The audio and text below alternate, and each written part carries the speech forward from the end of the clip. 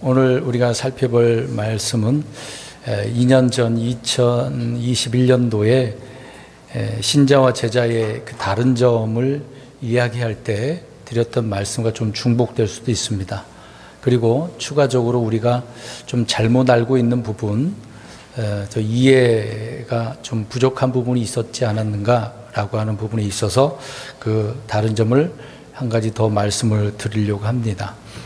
그렇게 생각을 하시고 오늘 누가복음 14장 25절에서 33절의 말씀을 바르게 이해를 했으면 좋겠습니다. 우리나라 드라마 가운데 보면 좋은 드라마가 많이 있습니다. 예전에 특히 이제 사극 드라마 중에서 허준이란 드라마를 잘 아실 겁니다. 물론 드라마를 이끌어 가기 위해서 왜곡되고 또 편집된 것들이 많이 있겠지만 사실과 다른 부분도 있겠죠. 근데 그 작가가 의도하는 바를 우리가 좀 생각해 보면 허준이라고 하는 그 사람, 우리가 잘 알고 있는 것처럼 동의보감을 짓는 그런 사람 아닙니까? 대단한 사람이기도 하죠. 근데 이 허준이 처음서부터 우술이 뛰어난 그런 사람은 아니잖아요. 자기 스승을 통해서 잘 배웠기 때문에 또 그것만 가지고 사는 것이 아니라 계속해서 연구하고 노력을 한 바가 있었기 때문에 그 왕도 인정하고 많은 사람들이 인정한 사람이 되었다라고 하는 부분입니다. 근데 이제 그 과정 속의 내용들을 보면 허준이라고 하는 그 인물이 많은 고난과 역경이 있는 것을 봅니다. 근데 많은 사람들이 이제 허준의 우술을 비하하면서 조롱하면서 자기 스승 유이태라고 이제 나오죠. 실존 인물인지 모르겠습니다만은 아무튼 그 스승을 좀 폄하한 그런 말들을 하게 되어집니다. 그때 이 허준이라고 하는 이제 드라마상에서 그래요. 자기 스승을 그렇게 욕되게 하지 말라. 잘못된 것이 없다. 오히려 스승을 두둔하고 인정을 하면서 스승과 제자라고 하는 그런 부분을 확실하게 보여준 그런 장면들을 좀 본 바가 있습니다. 그러니까 스승은 잘 가르쳤고 제자는 잘 배워서 많은 병자를 위해서 이런 헌신을 한 장면들을 우리가 보게 되어집니다. 이런 드라마를 통해서도 우리 많은 사람들이 특히 그리스도인들도 배울 수 있는 점이 있겠죠. 우리가 어떻게 해야 되나라고 하는 그런 처신들도 중요하다라고 생각을 합니다. 근데 사실 그 스승이라고 하는 사람이 자기 아들보다도 이 허준이라고 하는 사람을 인정하는 장면이 나오지 않습니까? 근데 자기 아들은 출세에 눈멀어가지고 병자를 위해서 하지 않았다는 얘기죠. 근데 허준은 출세에 돈에 상관없이 오직 병자, 그러니까 스승이 병자만을 위해서 그렇게 이런 이 의원 일을 해야 된다라고 하니까 고지고대로 병자를 위해서만 일생을 희생을 하는 허준의 모습을 비춰줬다는 얘기죠. 그러니까 우리가 어떤 사람이 되어야 되느냐 참으로 중요하지 않는가 생각이 되어집니다. 그래서 오늘 허준 이야기 잠깐 했습니다만은 스승과 제자 그 얘기를 좀 하려고 합니다. 오늘 보게 되어지면 과거에 말씀드린 것처럼 신자와 제자 같은 점이 있고 다른 점이 있거든요. 그 부분을 우리가 좀 이해해야 되고, 근데 신자 되기 위해서, 믿음의 사람 되기 위해서는 쉽습니까? 어렵습니까? 대답을 해보세요. 어떻습니까? 쉬워요? 어려워요? 불신자 입장에서는 안 믿어지니까 어렵죠. 근데 믿게 되어지면은 이렇게 쉬운 게 없어요. 왜 그러냐면 내가 뭘 할 필요가 없거든요. 그러니까 이런 사실을 믿으라 그러면 어떻게 하기만 하면 됩니까? 믿기만 하면 되죠. 믿는 순간 구원받은 자가 되죠. 신자가 되어진다. 그 얘기를 성경은 말씀을 하고 있습니다. 굉장히 쉬워요. 근데 제자가 되기 위해서는 어떻습니까? 어렵죠. 그러면 우리가 많은 부분에 있어서 개신교 다닐 때도 그렇지만 제자되라는 말을 많이 들어봤잖아요. 어떻습니까? 제자가 되셨습니까? 안 되셨어요? 큰일 났네. 잘못 사셨네. 많은 부분에 있어서 제자 삼으라고 했고 그렇게 이제 우리가 들었잖아요. 근데 성경은 물론 예수님이 제자 삼으셨습니다만은 그러나 나중에 가르쳐 지키게 하라라고 하셨지 그 위에 계속해서 너희들 또 제자 삼고 또 제자 삼고 그런 말은 한 적은 없습니다. 우리 이 부분을 좀 이해해야 될 필요가 있는데, 자, 우리가 제자 된다라고 하는 것은 굉장히 어렵습니다. 저 역시도 어렵다고 생각합니다. 이렇게 생각해보고 저렇게 생각해보고 이렇게도 해보고 저렇게도 해보고 성경이 말하는 대로 성경에서 기록한 제자가 되기 위해서 정말 어려워요. 오늘 말씀에도 보면 이제 세 가지, 물론 5가지 부분이 있겠습니다만은 이 세 가지 쉬울까 어려울까? 우리 이제 보세요. 우리 26절 보면 어떤 사람 큰 무리들이 왔어요. 왔는데 예수님께서 제자가 되려면 어떻게 된대요? 26절에 아버지, 어머니, 아내, 자식, 형제, 자매를 다 어떻게 하래요? 아니 어떻게 가족들을 미워할 수가 있어요? 그럼 예수님이 이상하게 말씀하셨나? 물론 주님께서 의도하신 그런 말을 이해를 해야 되겠죠. 이제 고지고대로만 생각을 해보면 미워하래요. 주님을 믿는 자의 십자가에 걸어가기 위해서는 이런 부분까지라도 우리가 미워해야 된다라고 하는 부분. 근데 가족을 미워하고 주님을 따르라? 주님은 그런 분은 아니겠죠. 그리고 27절에는 자기 십자가를 지고, 오늘 이제 이 얘기를 좀 많이 해야 되는데, 자기 십자가를 지고 따라오지 아니하는 자, 제자가 될 수 없대. 아까 이제 제자가 안 됐다 그랬으니까, 그러면 자기 십자가를 안 지셨네?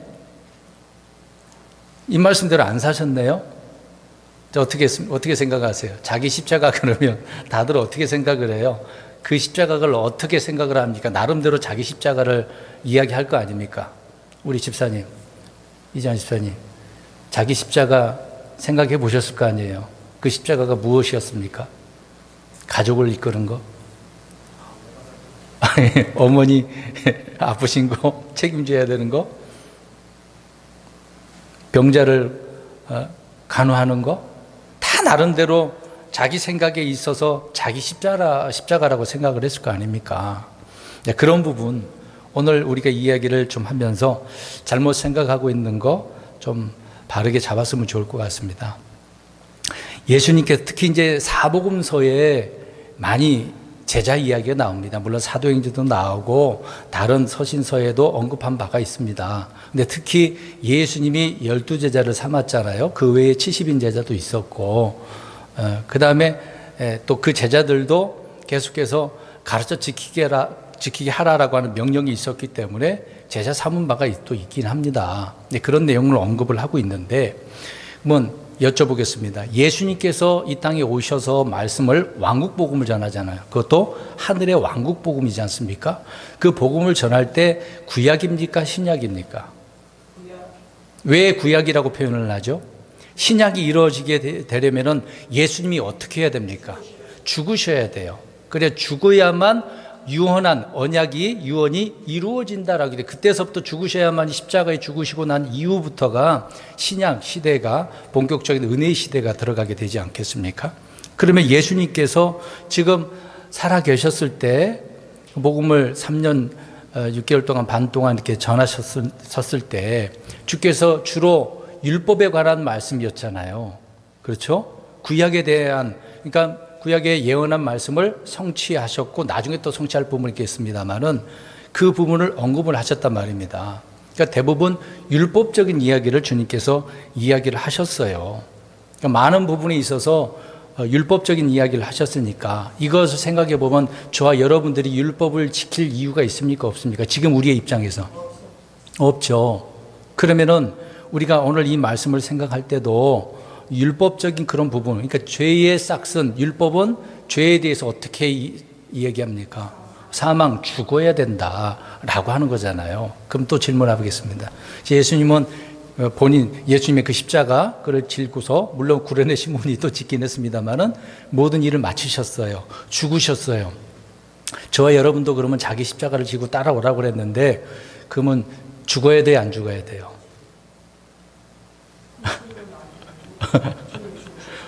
그렇죠? 잘 판단하세요.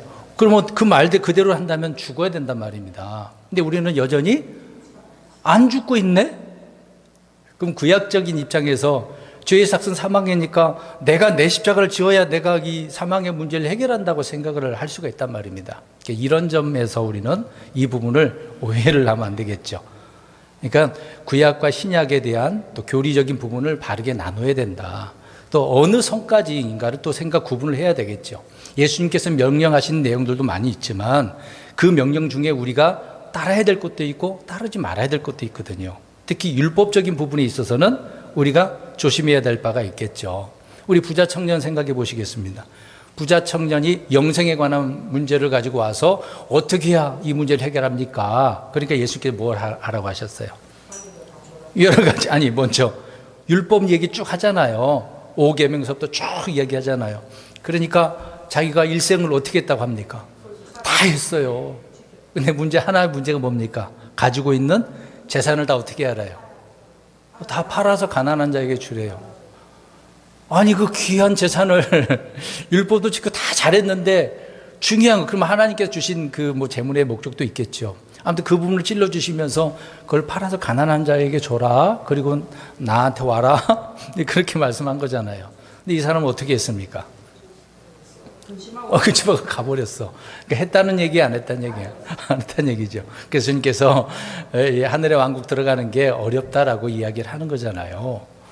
그러니까 부자가 들어간다는 것은 어렵다라는 말씀을 이야기합니다. 이제 그런 부분에 있어서 율법을 언급을 했다는 얘기죠.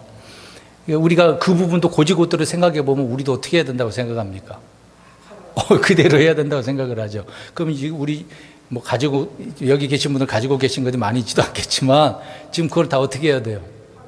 다 팔아야 돼요. 다 팔아서 이제 어떤 분은 이제 개신교도 그렇게 얘기하겠죠. 교회에다 바쳐. 그렇게 하겠죠. 어떻게 하시겠습니까? 제자가 되려면 그렇게 해야 된다고 하는데 비용을 치러야 된다고 이야기하잖아요. 오늘 그 얘기 하지 않습니까? 어떻게 하시겠습니까? 하시겠어요? 안 하시겠어요? 고민되십니까? 아니 신자가 되기 위해서는 너무도 쉬운데 믿기만 하면 되는데 왜 제자가 되기 위해서는 이렇게 어렵게 말씀을 하셨지?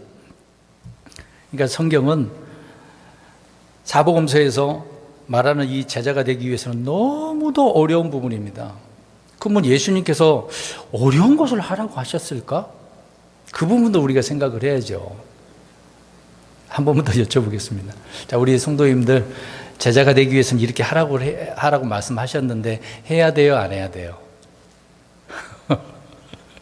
성경이 말하고 있으니까 잘 이해를 해야 되는 것이죠. 자, 먼저 신자와 제자는 예수님을 믿는다는 점에서는 같아요. 신자도 주님을 믿는 거고 제자도 믿으니까 이제 제자가 된 거 아닙니까? 특히 예수님께서 제자 12사람을 부를 때 제자라고 하시면서 그들에게 이름을 하나 더 붙여줬어요. 뭐라고 하는 이름을? 사도라고 하는 이름을 더 붙여주셨어요. 그러니까 12명은 제자이면서 사도예요. 물론 성경에 그 다음에 다른 많은 사도도 있겠지만 예수님이 세운 사도가 아니라 물론 다른 사도도 있어요. 뭐 바울 사도 주님이 사도라고 하셨고 그 외에 뭐 누가도 마찬가지로 다른 사람도 사도라고 표현을 하기도 합니다. 근데 주님은 특히 12사람에 대해서 그렇게 이야기를 했고요. 자, 그런 제자들이 주님을 믿는 자란 말이죠. 믿는 자, 그러니까 신자와 제자는 믿는 자, 그런 점에서는 같다라고 하는 것입니다. 근데 다른 것이 있겠죠. 일단 우리 성경 한 구절을 보겠습니다. 요한복음 8장 31절. 요한복음 8장 31절. 오늘 저는 제자가 되기 위해서 너무도 어렵다. 이건 그리스도인들이 할 수 있는 게 아니다. 라는 것을 잠시 이야기합니다. 근데 우리는 지금까지 듣는 바로는 제자가 될 수 있다라고 생각하는 사람이 굉장히 많습니다. 쉽지 않은 일이죠. 8장 31절 요한복음 시작. 그때 예수님께서 자기를 믿은 그 유대인들에게 이르시되 너희가 내 말에 거하면 참으로 내 제자가 되고. 자, 유대인들이 있네요. 근데 그 유대인들은 예수님을 어떻게 한 사람들이었습니까? 아니 앞에 자기를 믿은 유대인이라고 그러니까 그러면 이 사람들은 신자예요, 안 신자예요? 신자죠. 그러면 신자에게 믿는 유대인들 신자에게 주님께서 어떻게 제자가 되기 위해서는 어떻게 하래요? 내 말 안에 거하면이라고 이야기합니다. 신자 되는 것은 쉬웠어. 주님이 나를 믿으라고 하니까 믿어졌단 말이죠. 믿어서 믿어졌어요. 근데 제자가 되려고 하는 사람이 있었다는 얘기죠. 그러니까 12명을 불렀는데 나도 제자가 되고 싶어. 그래서 70명을 세고 따로 제자를 삼았고 또 많은 사람들 가운데 제자가 되고 싶어서 왔으니까 제자 삼았다는 것을 또 이해가 될 수는 있겠습니다. 근데 아무튼 제자가 되고 싶으면 어떻게 해라? 내 말 안에서 거해. 내 말대로 살아. 이 말씀 떠나면 안 돼. 늘 기억하고 이 말대로 살아야 돼. 그런 의미가 되겠죠. 그러면 이 부분에 있어서 어떻습니까? 제자가 되라고 그랬으니까 저와 여러분들 주님의 말씀 안에 항상 거하고 계십니까? 그것도 아니잖아요. 어떨 때는 뭐 일하는데 살아가는 삶의 문제 때문에 얼마나 바쁘게 삽니까? 그러다 보면 주님도 잊어버리고 말씀도 생각도 안 나고 그러잖아요. 이 항상 계속해서 주님 말씀 안에 거해야 제자가 된다라고 성경은 말씀을 하고 있습니다. 이게 어려운 부분이잖아요. 그러니까 이미 자기를 믿은 유대인들에게 이렇게 말씀을 하고 있는 거죠. 믿은 유대인들이 신자입니다. 그러니까 자기를 믿은 그 유대인들, 신자들에게 이렇게 꾸준히 거해야 된다고 이야기하고 있는 거죠. 여러분, 누구나 주님을 믿으면 신자가 되는 것입니다. 그러니까 신자가 되면 그 믿는 자는 제자가 되기 위해서 따르는 자가 되어야 된다는 얘기죠. 오늘 예수님께서, 자 보세요. 제자를 부를 때 나를 믿으라라고 했어요, 따르라고 그랬어요? 따르라라고 했잖아요. 자기 백성들에게 가서 말씀을, 왕국 복음을 전하면서 특히 제자를 부르실 때는 나를 따르라라고 했어요. 그러니까 제자가 할 일은 뭐예요? 따르는 게 목적이거든요. 그래서 오늘 좀 제목을 이렇게 정했습니다. 믿는 자인가 따르는 자인가. 근데 여기서 또 오해를 할 수가 있어요. 그럼 여기에서 오늘 앞에 있는 제가 믿는 자를 이야기하는 것인지 따르는 자가 되라고 하는 것인지 고민이 될 겁니다. 이제 뒤에서 계속해서 들으시면서 이해를 했으면 좋을 것 같아요. 무슨 의도로 오늘 이런 말씀을 전하고 있는지를 우리가 이해를 했으면 좋겠습니다. 아무튼 주님은 제자가 되기 위해서 주님을 따르라라고 이야기합니다. 그러니까 신자는 누구나 될 수 있지만 제자는 조건이 있다라고 이야기를 하고 있는 것이죠. 오늘 이제 본문으로 가서 보시면 뭐뭐 하지 않으면, 그리고 또 뭐뭐 하지 아니하는 자는 내 제자가 될 수 없다라고 3번이나 반복을 하고 있는 것입니다. 주님은 자신을 따라서 걷는 그런 큰 무리들을, 오늘 25절에 큰 무리들 나오잖아요. 자기 예수님을 따라서 걷는 그런 무리들을 향해서 제자가 되고 싶은 사람이 있으니까 제자가 되려면은 이렇게 해야 된다. 비용을 들여야 돼. 얼마 돈을 내는 것처럼 다른 의미로 얘기하는 거죠. 이런 비용을 치러야 된다라고 설명을 하고 있습니다. 그것이 26절, 27절, 33절이에요. 자, 26절에는 아까 지금 어떻게 하라고 그랬습니까? 가족을 어떻게 하래요? 미워해야 된다. 이거 큰일이네. 가족을 미워해야 된다. 오늘 많은 부분에서 제자 삼으라고 강조하는 그런 교회들이 있지 않습니까? 목사들 있잖아요. 그러면 가족들 미워하라고 해야 될 텐데 이 말은 어떻게 해야 될지 고민이 되지 않겠습니까? 또 27절에는 어떻게 하래요? 십자가를 지래요. 오늘 이제 말씀드리겠습니다만 십자가 어려운 거거든요. 아니 어떻게 이 십자가를 지지? 굉장히 고민됩니다. 그리고 또 33절에 보니까 모든 것을 어떻게 하래요? 버려야 된대요. 소유하지 말라는 얘기잖아요. 아니 주님께서 이스라엘 백성들에게도 소유권을, 땅 소유권 주시지 않았습니까? 저와 여러분들에게도 우리에게 소유권이 있거든요. 삶 속에서. 뭐 그런 것까지라도 버리라? 그래서 과거의 역사적으로 보면 이 말씀을 고지고대로 생각을 해가지고 사도라 부르기도 하고 제자라고 부르기도 해서 소유도 다 버리라고 하는 경우도 있었거든요. 오해한 부분이 사실 있을 것입니다. 자, 여기서 이제 우리가 이제 자기를 부인하고 자기 십자가를 지어야 된다고 성경은 말씀을 하고 있는데, 지금 십자가 생각해 보겠습니다. 자, 십자가 그러면 우리가 떠오르는 게 뭐죠? 십자가 그러면 순간 떠오르는 거. 고통, 저주, 고난, 뭐 이런 거게 되겠죠? 피 흘리는 거. 그러니까 좋은 의미예요, 안 좋은 의미예요? 안 좋은 거잖아요. 고난 그러면 누가 좋아하겠습니까? 고통, 피 흘리는 거 누가 좋아하겠어요? 그러면 그 당시에 이 십자가는 어떤 의미입니까? 누가 십자가에 죽는 거죠? 죄인이 자기가 이 십자가를 짊어지고 가서 거기에, 그러니까 십자가의 형틀에 자기가 못 박혀서 죽는 거거든요. 그러니까 죄인이 거기에서 죽어야 된다라고 하는 의미가 있는 것입니다. 그러면 그 부분을 생각을 할 때, 그럼 저와 여러분들, 예수님은 십자가에서 어떻게 하셨습니까? 죽으셨어요. 그러면 다른 사람들 생각해 보겠습니다. 저와 여러분들은 죽었어요, 안 죽었어요? 지금 생각해 보겠습니다. 지금 살아있잖아요. 죽었어요, 안 죽었어요, 이 몸이? 아직 안 죽었네요. 그러면 구약적인 그 당시 입장으로 죄의 삭은 사망이라고 했는데, 그러면 우리 아직 그 문제, 사망의 문제를 스스로가 해결한 겁니까? 안 한 겁니까? 못한 것이 되겠죠. 자, 주님께서 말씀하고자 하는 그 의미를 우리가 잘 생각을 해야 됩니다. 그러니까 그 당시 율법적인 부분도 있었고, 자기가 예수님이 죽으셔야만이 그 문제를 해결하기 때문에 많은 사람들에게 그 부분을 보여주시고자 하는 그런 의도가 있었겠죠. 이렇게 사람은 죽어야 된다라고 하는 그런 의미가 되는 것입니다.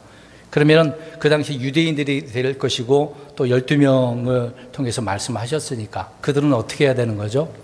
죽어야 돼요. 근데 예수님께서 잡혀가셨을 때 제자들은 다 어떻게 했습니까? 도망가 버렸네요. 아니, 제자라면서, 사도라고 하면서 왜 도망가요? 그러면 끝까지 주님을, 제자 그러면 어떤 사람이라고 그랬습니까? 따르는 사람. 그러면 따른 거예요, 안 따르는 거예요? 안 따른 거죠. 그럼에도 그들이 이제 제자에서 이제 뭐 문제가 생겼으니까 탈락된 거겠죠. 그럼에도 많은 사도들은, 제자들은 그래도 어떻게 했습니까? 예수님의 그것을 이제 나중에 깨닫고, 예, 주님의 말씀대로 순종하면서 완국 복음을 전했던 거죠. 그러면 생각해 보겠습니다. 예수님도 그렇겠지만 12 제자에게 누구에게 가서 완국 복음을 전하라고 그랬습니까? 이방인입니까? 유대인입니까? 그 보세요. 그게 다르죠. 그러면 이방인들에게는 하늘의 왕국 복음을 전해야 된다는 얘기입니까? 전하지 말아야 된다는 얘기입니까? 전하지 않는 거잖아요. 유대인들에게는 하늘의 왕국 복음이지만 이방인들에게는 무슨 복음이죠? 은혜의 복음, 하나님의 왕국 복음이잖아요. 영적인 부분 아닙니까?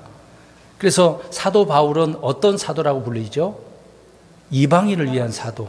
이 부분을 우리가 또 구분을 해야 되는 것입니다. 그러니까 예수님이 오늘 자기 십자가 이야기할 때도 그 부분은 특히 이제 고난 이야기를 많이 할 건데, 사람들은 지금 입장에서 생각해 보면 내 입장에서 자기 십자가 고난만 생각할 것이란 말입니다.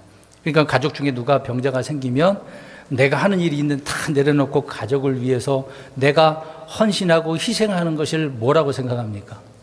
자기 십자가라고 생각하는 것입니다. 그러면 그렇게 말을 할 때 내가 어떻게 해야 된다라고 또 나름대로 생각을 하죠. 십자가 그랬으니까 죽어야 된다. 근데 죽어야 안 죽어요, 사실상.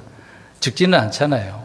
그 일이 고달프긴 한 것이기만 합니다만은 죽지는 않잖아요. 그러니까 다시 말씀드립니다. 이 자기 십자가는 제수 그 사형 형틀을 이야기하지만 저와 여러분들은 죽음을 향해 나아가고 있는 것이지 거기서는 죽지 않았다는 얘기죠. 그러니까 우리는 내가 그를 짊어지고 죽을 수 없는 거잖아요. 그래서 누가 죽으신 거죠? 자, 그 부분을 보겠습니다. 로마서 6장 6절을 한번 보겠습니다. 로마서 6장 6절. 그래서 우리는 자기 십자가를 내가 지고서 죽을 필요는 없어요. 주님이 대신 죽으셨기 때문에. 로마서 6장 6절 읽겠습니다. 시작. 즉 우리의 옛사람이 그분과 함께 십자가에 못 박힌 것은 죄의 몸이 멸절되어 이제부터는 우리가 죄를 섬기지 아니하게 하렵니다. 자, 우리는 죄 때문에 이런 고민할 필요가 없죠. 왜요? 십자가에 우리는 어떻게 이미 옛사람이 어떻게 돼 있대요? 십자가에 못 박혔대요. 죽었어. 거기서 또 못 박혀져 있고요. 갈라디아서 6장 보겠습니다. 갈라디아서 2장 20절. 우리 옛사람이 이미 못 박혔어요. 갈라디아서 2장 20절. 2장 20절 시작. 내가 그리스도와 함께 십자가에 못 박혀 있으나 그럼에도 불구하고 사노라. 그러나 내가 아니요 그리스도께서 내 안에 사시느니라. 나는 지금 내가 육체 안에서 사는 삶을 나를 사랑하사 나를 위해 자신을 주신 하나님의 아들의 믿음으로 사노라. 아멘.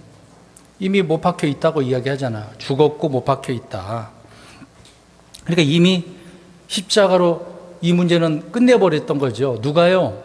예수님이. 그러니까 우리가 제자가 되기 위해서는 이런 고난을 받을 필요가 없어요. 내가 이 죄 때문에 그런 문제는 누가 해결해 버렸으니까?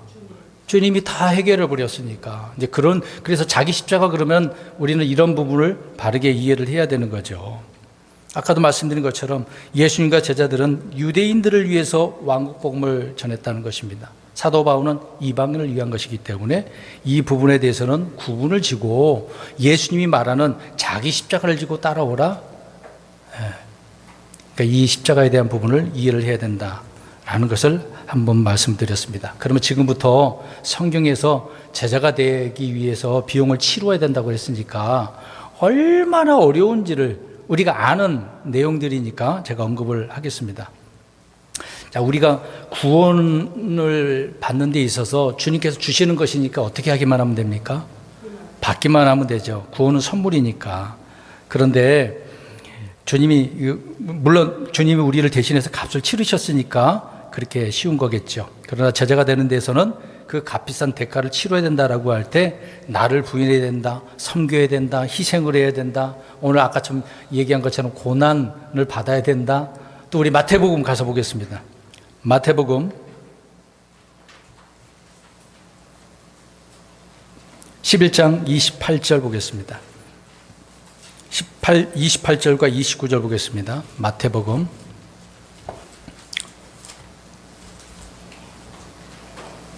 11장 28절 29절 시작.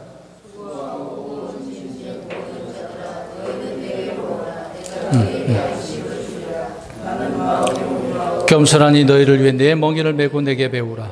그러면 너희가 너희 혼을 위한 안식을 찾으리니. 저 보세요. 자, 28절을 보니까 주님 앞에 나아가는 자들은 안식을 얻는데요. 구원받고 믿는 자가 되겠죠. 근데 갔어. 믿는 신자가 됐어. 근데 29절은 어떻게 하래요? 멍에를 매라. 그리고 또 뭐 하라? 배우라. 자, 여기서 말하는 멍에. 멍에 그러면 어떤 의미입니까? 여기서도.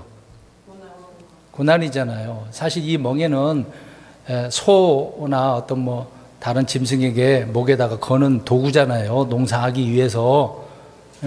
그 어떤 무거운 짐을 이야기할 때 이 멍에라는 의미를 사용합니다.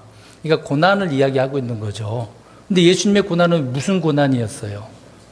십자가에서 좀 모든 죄를 제거하기 위해서 주님이 친히 지으신 그 멍에 고난을 이야기하고 있는 거잖아요. 그러니까 이런 부분에 대해서는 저와 여러분들이 멍에를 맬 필요가 없다라는 거죠. 십자가를 질 필요가 없다라고 하는 거죠. 또 이런 면에 있어서는 제자가 될 필요가 없는 거죠. 주님은 그런 의도로 말씀한 부분을 우리가 이해를 해야 되는 겁니다. 또 구원은 주님이 우리를 위해서 고난을 받는 것이지, 그러니까 우리가 고난 받을 필요가 없다는 얘기잖아요. 구원을 위해서는. 그러나 제자가 되기 위해서는 고난을 이렇게 받아야 된다. 사실 여기서 설명드린다면 저와 여러분들이 그러면 받는 고난은 뭡니까? 예수님을 위해서 믿는 신자가 되니까, 예수님 믿으니까, 예수님의 이름 때문에 말씀대로 살려고 하니까 불신자들은 어떻게 여기죠? 그리스도인들을 싫어하고 미워하고 핍박을 하죠. 우리는 분리하고 싶지는 않지만, 물론 세상과 분리해야 되겠지만, 세상 사람들이 그들 자체로서 그리스도인들을 아예 저 밖으로 내다 버리는 것처럼 생각을 하고 있다는 거죠. 그러니까 이런 면에 있어서 우리는 고난을 받는 부분이 있는 것입니다. 근데 오해를 또 할 필요가 있는 것이, 사람들이 지금 내가 살아가는 게 너무도 힘들어, 고통스러워, 직장 문제, 사업장의 문제, 가족 문제, 그것을 어떻게 생각을 합니까? 금방 얘기한 것처럼 자기 십자가라고 생각을 하는 거죠. 이런 부분도 우리가 좀 이해를 해야죠. 살다가 그런 일이 생기는 것인데 그것을 우리는 성경적으로 끌어다가 이건 내 십자가야, 그래서는 안 된다, 그 얘기를 하고 있는 것입니다. 또 제자가 되기 위해서는 정말 어려운 게, 우리는 믿음에 따라서 순종하라고 하는데 어떻습니까? 순종 잘하고 계십니까? 그렇지는 않잖아요. 어렵습니다. 아까도 얘기한 것처럼 말씀에 꾸준히 거하라고 그랬는데 어떻게 계속해서 그렇게 거할 수 있겠어요? 구원받기 위해서 믿기만 하면 되는데 이제 뭔가 훈련해야 되고 행해야 되고 따라가야 된다라고 하는 이 행함에 대한 문제를 굉장히 고민하게 되어집니다. 그러니까 이런 부분 때문에 고민이 돼서 너무 고통스럽게 생각을 해가지고 교회 가면 힘드네, 이렇게 생각을 하는 거예요. 여러분, 사실 예수님 믿는 게 힘든 겁니까? 아니면 쉬운 것입니까?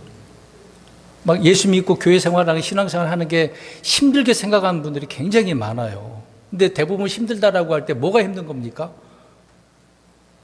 예수님을 믿는 게 힘든 게 아니라 살아가는 삶의 환경 때문에 힘든 것이지 신앙생활 하는 것은 힘든 건 아니거든요. 근데 그 신앙생활을 한다는 것이 세상에서 우리가 같이 살다 보니까 육신적인 그런 고통으로 많이 힘들다라는 이런 표현들을 하는 것이죠.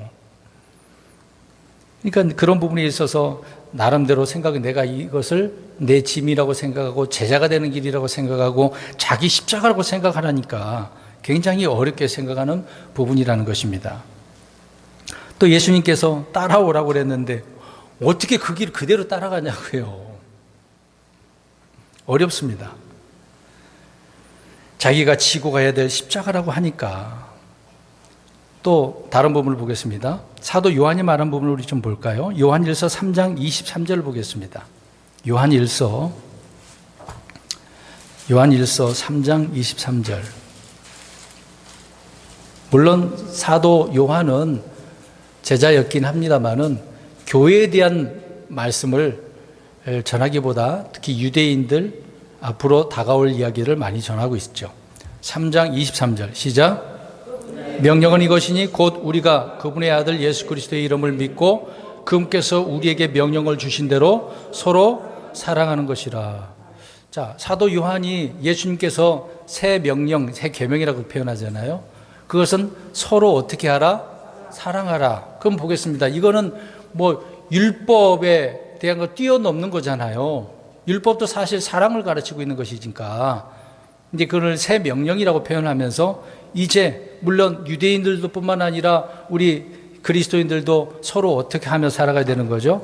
사랑하는 거. 그러니까 이거는 율법이면서도 은혜의 복음의 말씀이기도 하는 거잖아요. 이런 면에 있어서는 우리가 행해야 될 그런 부분입니다. 자, 그러면 서로 사랑하는 것도 주님의 명령이니까 따라야 돼, 안 따라야 돼요?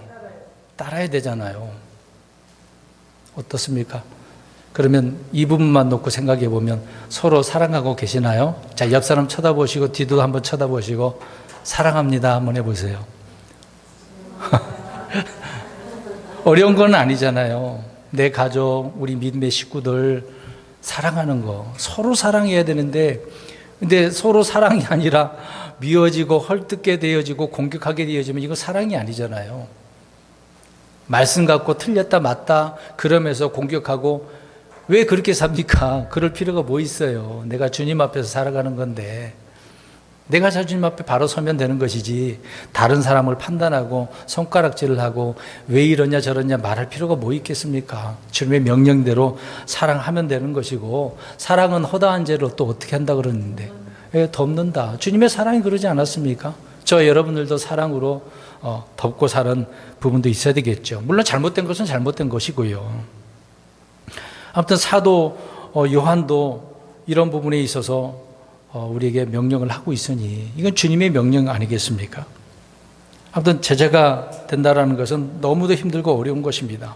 쫓아가는 게 너무도 어렵죠. 그러니까 함부로 제자 되라라고 표현하면 안 됩니다.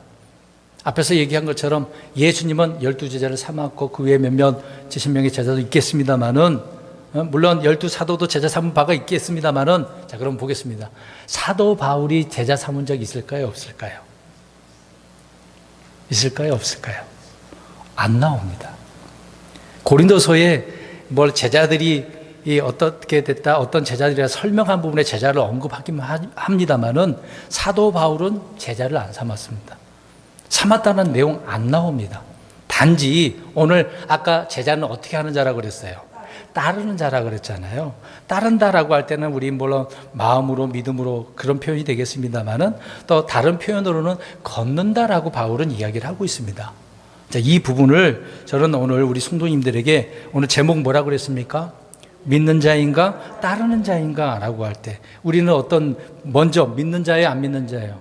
믿는 자죠. 그 다음에 따르는 자입니까, 안 따르는 자입니까? 이 부분을 좀 많이 좀 자신 없게 하시네. 따르는 자야 되겠죠. 물론 이제 제자라는 의미 속에서만 생각하지 마시고 이 따른다라고 할 때 그 의미를 오늘 바울이 언급한 부분을 보자고요. 자, 빌립보서 우리 가보겠습니다. 3장. 빌립보서 3장입니다. 빌립보서 3장 12절.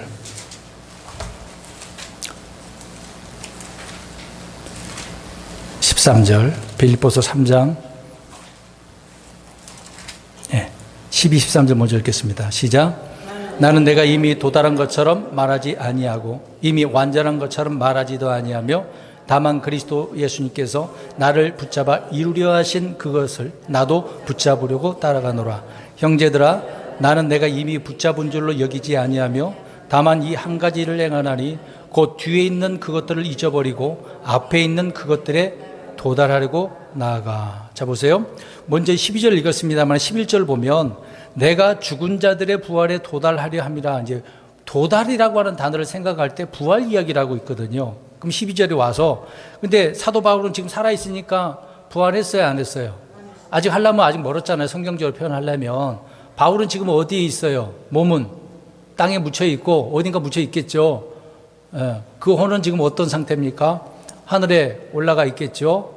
영은 하나님 앞에 올라가는 거고.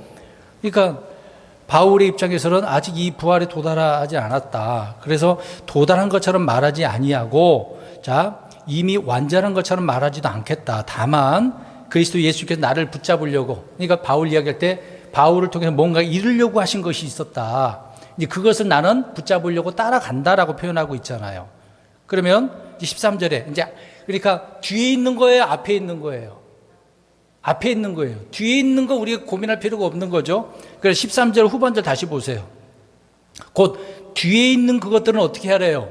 잊어버려야 돼. 그러면 우리의 문제는 어디에 있는 거죠? 뒤에 있는 게 아니라 앞에 있는 거예요. 앞에 있는 그것들에 도달하려고 내가 지금 나아가고 있다. 주님께서 나를 통해서 이루려고 하신 것이 그건데 그걸 따라가려고 이루려고 내가 앞에 있는 것을 보고 붙잡으려고 간다. 그 얘기를 하고 있습니다. 자, 13절, 14절 시작.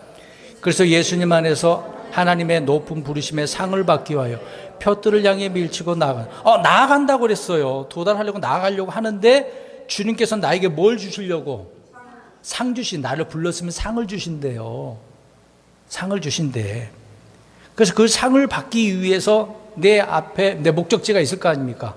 푯대를 향하여 정해진 목적지가 있으면 놓여져 있는 많은 어떤 환난, 고난들 있을 거 아닙니까? 삶의 환경들이 있을 거 아닙니까? 이런 것들을 어떻게 해요? 밀치며 나아간다. 이건 지금 나아가고 있는 거예요. 도달하려고. 15절 있습니다. 시작. 우리 완전한 자는 다 이같이 생각할지니 만일 어떤 일에 너희가 달리 생각하면 하나님께서 바로 이것을 너희에게 드러내시리라. 우리는 믿는 자들은 완전한 자들이라고 이야기하고 있습니다. 그래서 다 같이 이런 생각을 하래요. 앞에 놓여져 있는 그거를 우리가 받기 위해서 상을 받으려면 나아가야 된대요. 그것을 어떻게 하라고? 생각하라고. 다 이렇게 생각해라 라고 이야기를 하고 있습니다. 자, 15절에, 자, 16절 시작. 우리가 이미 도달한 때까지는 우리가 같은 규칙에 의거하여 걷고 같은 것을 생각할지니라. 아멘. 자, 이제 따르는 자의 의미를 오늘 바울은 이렇게 설명을 하고 있습니다. 그러니까 같은 규칙에 의거하여 주님의 명령도 있겠고, 그리고 바울이 언급한 주님을 통해서 알려주신 말씀들이 있을 거 아닙니까? 특히 바울 서신들이요. 그런 규칙에 의거해서 어떻게 해야 돼요? 걸어야 돼. 또 걸으면서 무엇을 하라? 생각을 해야 돼. 생각하면서 살란 얘기죠. 생각 없이 그냥 시키는 대로만 하지 말고 생각 좀 하라고 이야기하고 있습니다. 그러니까 걷고 생각해라. 걷는다는 의미는 어떤 의미예요? 아까 따라가는 것을 이야기하잖아요. 바울은 이렇게 설명을 하고 있습니다. 오늘 저와 여러분들은 같은 규칙에 의기해서 걷고 생각해야 된다. 이것이 바울이 말하는 부분인 거죠. 따로 별도로 정해놓은 제자가 되라 그런 의미는 아닌 것입니다. 바울은 내가 너 제자 삼을 거야. 내가 시키는 대로 나를 따라와. 그런 말을 안 했습니다. 어떤 제자의 의미로는 말을 하지는 않았어요. 어떤 믿음에 대해서는 나를 따르라고 했거든요. 자, 이 부분에 대해서 우리가 걷는다라고 하는 의미와 또 생각에 대한 부분을 잠깐 성경을 찾아보려고 합니다. 이 부분만 좀 찾고 오늘 말씀 그렇게 어렵지 않으니까 간단하게 정리하고 마치겠습니다. 로마서 4장 12절 가서 보겠습니다. 좀 찾겠습니다. 우리가 많은 부분에 있어서 오해한 것, 자기 십자가 이 문제를 잘 바르게 이해를 하고 바울이 말하는 거, 걷는 거, 생각하는 것을 말씀하고 있습니다. 4장 12절, 4장 12절 시작.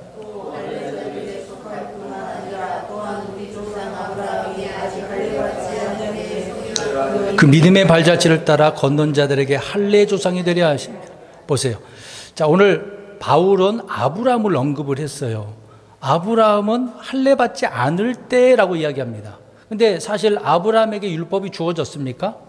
아니, 모세를 통해서 주어졌잖아요. 아브라함을 통해서는 그냥 말씀하셨고 그 말씀에 따라 그냥 순종관계뿐이에요. 율법이라고 할 수는 없겠죠. 근데 아브라함이 할례 받지 않았을 때 어떻게 따라갔다고 얘기해요? 믿음의 발자취를 따라라고. 지금 우리가 믿음의 발자취를 따라 걷는 자들이잖아요.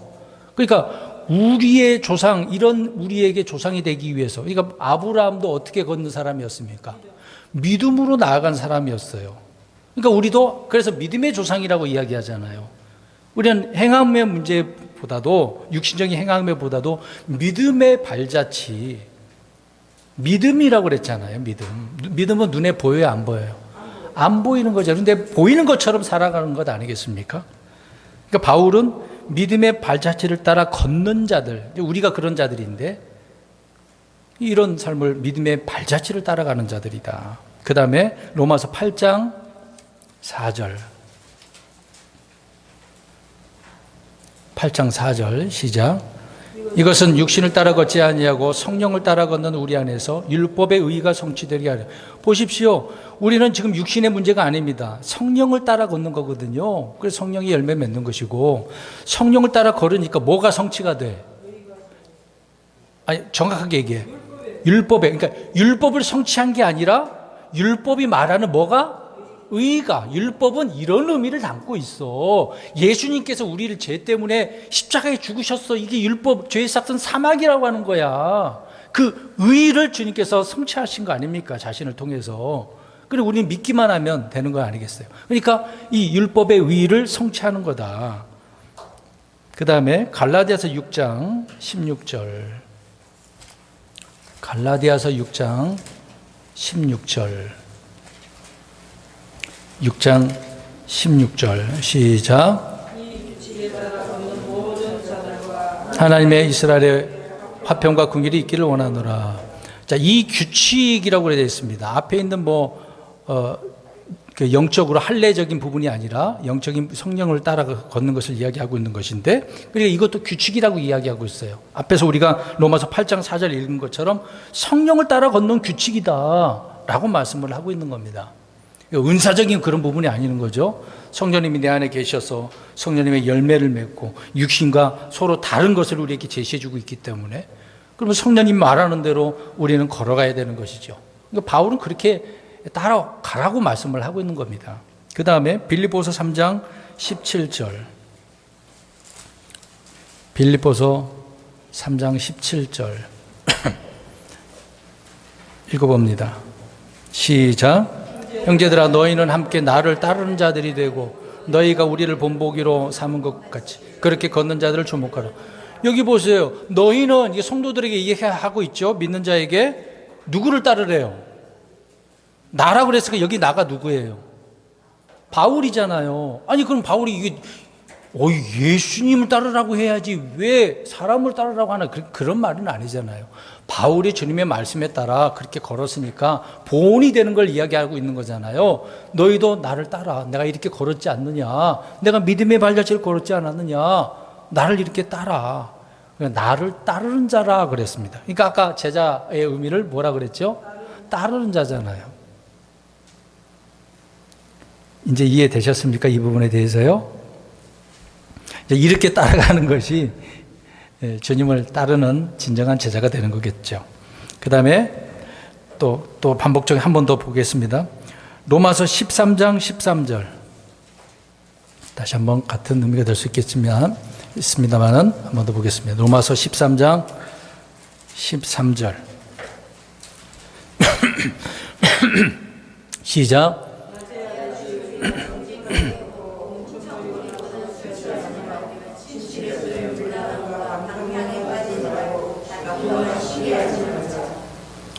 제가 잘못 찾나? 정직하게 걸어야 된다는 것을 제가 구절을 잘못 찾았네요. 아니, 네. 어디에 나오죠? 네네네. 정직하게 걸어야 된다라고 말씀을 하고 있습니다. 14절 맞죠? 예. 우리가 정직하게 걷는 거. 근데 걷는다라고 할 때 정직해야 돼요. 우리 그리스도인들 정직해야 돼요, 안 해야 돼요? 정직이라는 말은 거짓말해서는 안 된다는 얘기잖아요. 정직이라는 단어는 킹제임스 성경밖에 안 나옵니다. 다른 성경에 정직이라는 단어가 없어요. 그 다음에 아까 갈라디아서 겹치는 부분이지만 갈라디아서 5장 16절에 성령 안에서 걸으라고 하고 있고, 이번에는 에베소서 5장 8절, 에베소서 5장 8절, 에베소서 5장 8절 읽겠습니다. 시작. 한때는 어둠이었으나 이제는 주 안에서 빛이니 빛의 자녀들로서 걸으라. 우리는 어둠의 자녀가 아닙니다. 빛의 자녀들이에요. 이미 주님께서 우리에게 빛을 주셨지 않습니까? 말씀의 빛, 사랑의 빛, 이 빛, 주님이 우리에게 주신 이 빛으로 우리는 살아가야 되는 거죠. 그러니까 그런 자녀들로 걸어야 돼요. 그러면 어둠으로서 살면 돼야 안 돼요? 안 되는 거죠. 빛이라고 하는 건 늘 다 드러난 상태 아닙니까? 나는 이런 사람이다라고 드러난 상태를 이야기하고 있는 거죠. 뭔가 숨길 필요가 없는 것입니다. 그 다음에 골로새서 4장 5절, 이제 두 구절만 읽겠습니다. 골로새서 4장 5절.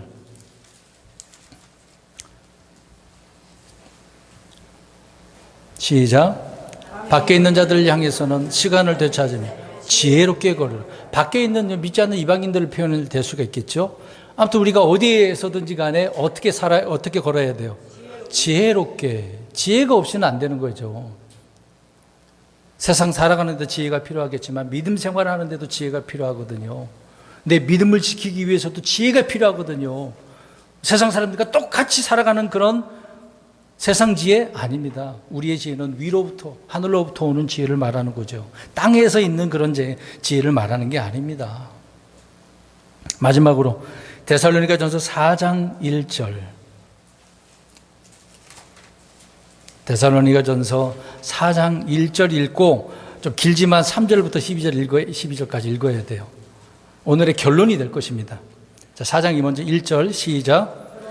형제들아, 또한 우리가 주 예수님을 의지하여 너희에게 간청하고 권면하노니 너희가 어떻게 걸으며 하나님을 기쁘게 해야 할지 우리에게서 받은 대로 그렇게 너희는 더욱더 넘치게 하라. 앞에서 다 설명한 내용들이잖아요. 어떻게 걸어야 돼야 되는가 설명을 하지 않습니까? 우리에게서 받은 대로. 그러니까 바울은 또 바울과 사역자들이 어떻게 했다는 얘기예요? 가르쳤다는 얘기잖아요. 그러니까 이걸 그들은 받았으니까. 그러니까 더욱더 넘치게 이렇게 살라. 자, 그 내용은 이제 3절부터 12절까지 천천히 읽겠습니다. 시작. 이것이니 곧 너희가 거룩히 구별되는 것이라. 너희는 음행을 삼가고 너희 각 사람이 거룩히 구별함과 존귀함으로 자기 그릇을 소유할 줄 알되 하나님을 알지 못하는 이방인들과 같이 욕종의 욕망으로 하지 말고 아무도 어떤 일에든 도를 넘어 자기 형제를 속여 빼앗지 말라. 우리가 또한 너희에게 미리 경고하고 증언한 것 같이 주께서는 그런 모든 일들에 대해 복수하는 분이시니라. 하나님께서는 우리를 부정함에 이르도록 부르지 아니하시고 거룩함에 이르도록 부르셨네. 그러므로 멸시하는 자는 사람을 멸시하지 아니하고 우리에게 또한 자신의 거룩한 영을 주신 하나님을 멸시하느니라. 그러나 형제 사랑에 관하여는 내가 너희에게 쓸 필요가 없나니 이는 서로 사랑할 것을 너희 자신이 하나님께서 가르침을 받았기 때문이라.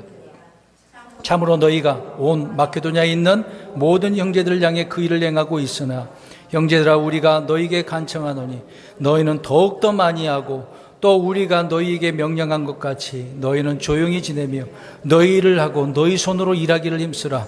이것은 너희가 밖에 있는 자들 향해 정직하게 걷게 하려며 또 너희에게 어떤 것도 부족하지 아니하게 하려 함이라. 아멘. 지금까지 제가 앞에서 이야기했던 거 다 있어요, 없어요? 이 내용이 다 들어있잖아요. 이것이 하나님을 기쁘게 하는 생활이라고 표지에 써 있지 않습니까? 이제 우리는 이렇게 걸어가는 사람이에요. 이거 진정으로 주님을 따르는 사람이고 진정한 제자라고 할 수 있는 거 아닙니까? 근데 우리는 너무 이 말씀들을 율법적인 그 부분에 매여져 있다 보니까 잘못된 교리 문제로 잘못된 말들에 의해서 우리는 이 자기 십자가를 그냥 내가 생각하는 대로만 끌어다가 그렇게 생각하니 그래서 제자 되기가 어려운 거예요. 이제 결론적으로 표현한다면 제자가 될 필요가 있습니까? 없습니까? 왜 대답을 못 하세요?